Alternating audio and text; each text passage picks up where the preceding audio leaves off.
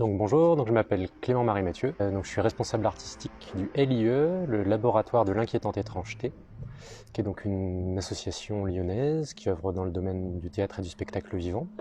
Et par ailleurs, je suis régisseur et créateur son, et on va dire aussi régisseur numérique et robotique. Alors ce qui décrit le mieux le projet, on va dire dystopie géométrique, même si c'est deux mots, noir et espérance. Alors Aevum, c'est le nom de ce projet. Donc Aevum, c'est un mot latin qui signifie de toute éternité dans les philosophies scolastiques qui étaient développées à l'époque médiévale, où on avait trois manières de définir le temps. Donc il y avait l'éternité qui était quelque part le temps sans mouvement, le temps figé. Il y avait le temps dans lequel nous vivons, qui est notre temps à nous, donc qui a un début et une fin. Et l'Aevum qui était un temps qui avait un début mais ne finissait jamais.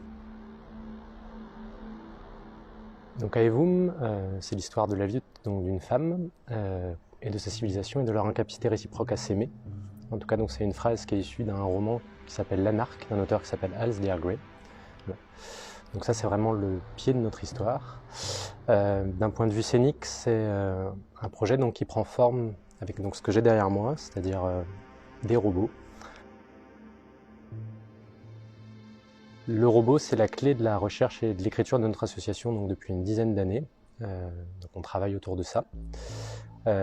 C'est un projet qui met en forme des dispositifs technologiques assez ambitieux, innovants, qui nous a demandé beaucoup de temps de recherche, de travail. On s'est dit que ce serait intéressant d'aller travailler avec le monde de l'entreprise, et notamment Robotic Concept, pour trois raisons principales.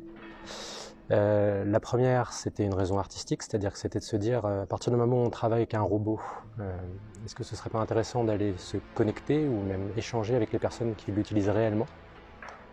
La deuxième, c'était pour acquérir des savoir-faire techniques, parce que travailler avec des machines comme ça, quand on n'a pas forcément les connaissances techniques, en tout cas on n'est pas issu du tout de cycles d'études ou de cycles d'apprentissage qui sont en lien avec ces technologies.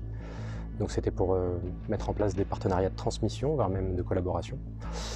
Et la troisième raison, c'est une raison économique, c'est-à-dire que c'est des technologies qui coûtent cher. Donc c'était l'idée de pouvoir trouver des partenariats et au fur et à mesure des années qui sortent quelque part d'un mécénat traditionnel. C'est pas uniquement une entreprise qui va mécéner les projets, mais vraiment d'essayer de construire un partenariat collaboratif où chacun puisse y trouver son compte. Là, il y a deux auteurs qui nous ont vraiment inspirés, qui sont Gunther Anders et Jacques Ellul, et notamment Gunther Anders avec un livre qui s'appelle L'obsolescence de l'homme. Voilà.